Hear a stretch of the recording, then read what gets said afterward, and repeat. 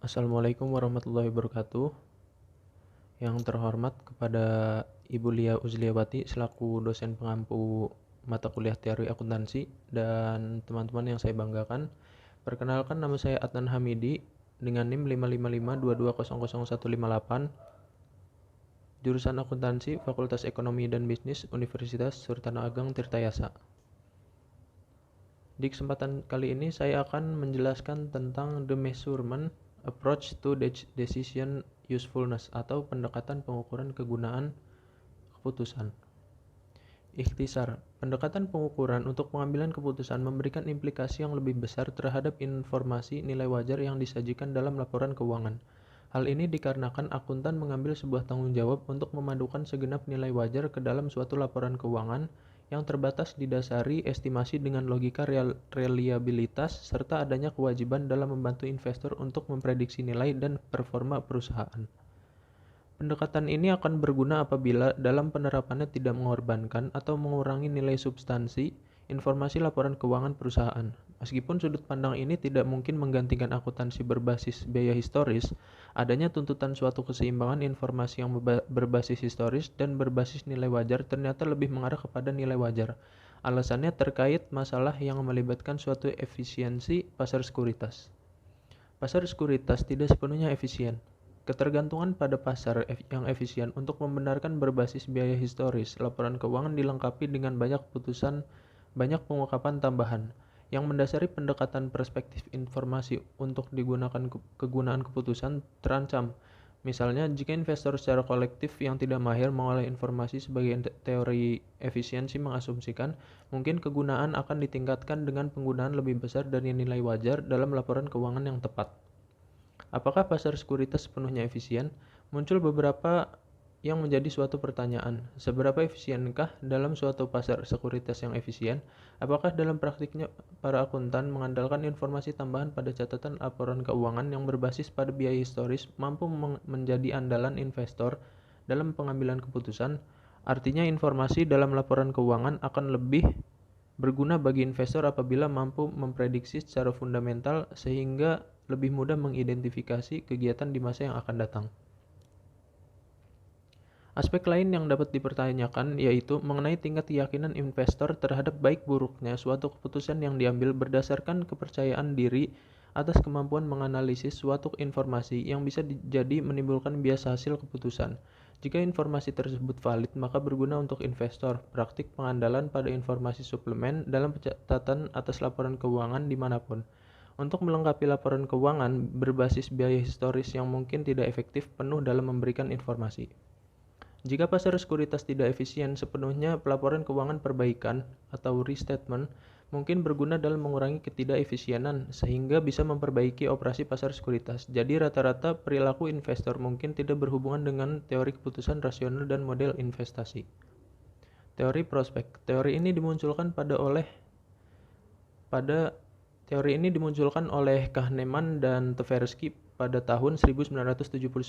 Yang dimaksud oleh teori prospek adalah memberikan alternatif berbasis keperilakuan untuk teori keputusan sesuai dengan keputusan rasionalisme.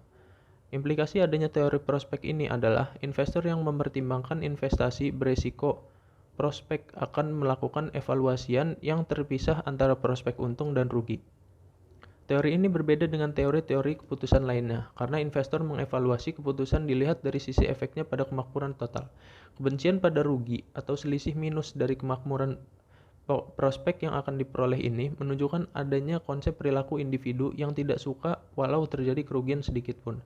Adanya efek disposisi, yaitu investor menunjukkan perilaku pengambil risiko dengan respek dan rugi. Investor menahan saham pada perusahaan yang mengalami rugi dan menjual saham perusahaan yang mengalami laba. Asumsi yang digunakan dalam teori ini yaitu loss aversion dan individu memberi bobot probabilitas nilai harapan suatu prospek. Apakah beta mati? Untuk menjawab itu, kita bisa melihat pada implikasi CAPM, Capital Asset Pricing Model.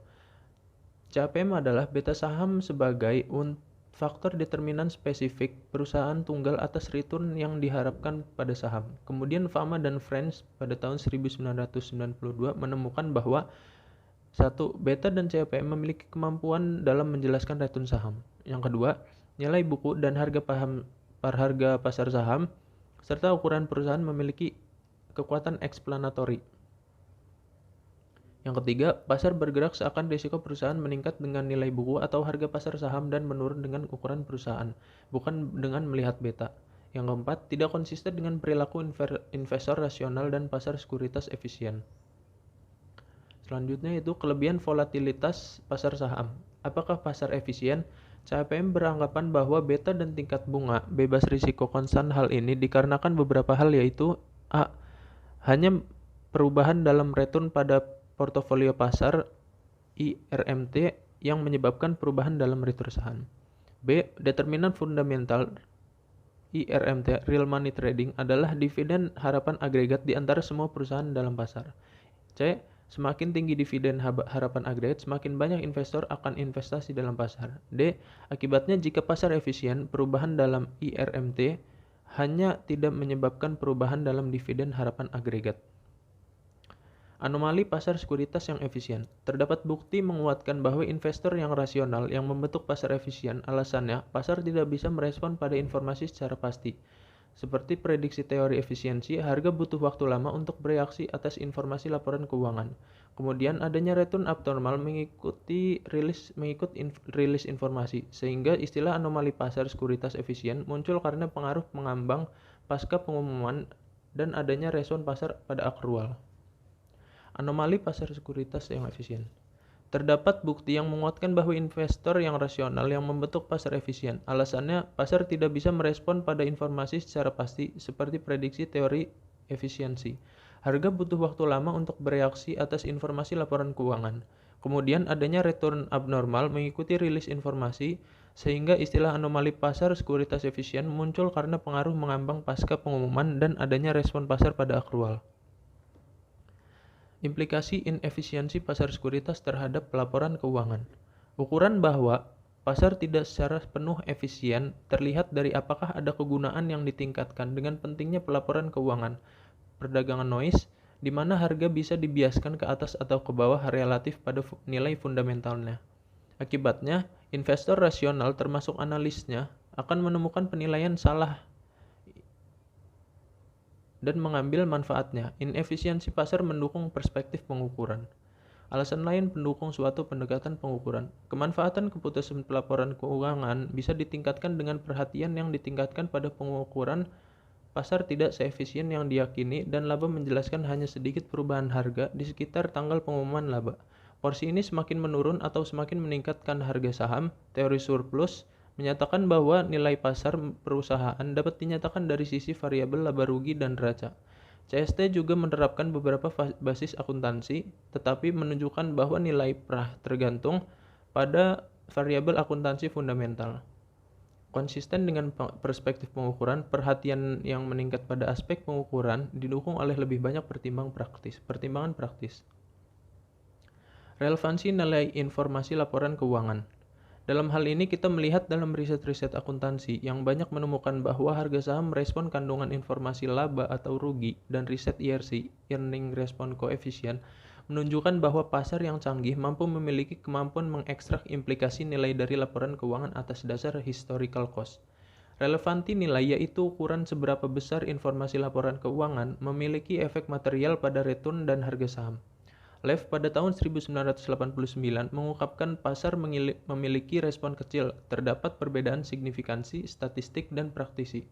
Menurut statistik, mengukur relevansi nilai seperti relevansi nilai dan IRC secara signifikan berbeda dengan nol walaupun sangat kecil. Relevansi nilai rendah atas laba menyarankan bahwa ada ruang bagi akuntan untuk meningkatkan kemanfaatan laporan keuangan. Teori surplus bersih Olson.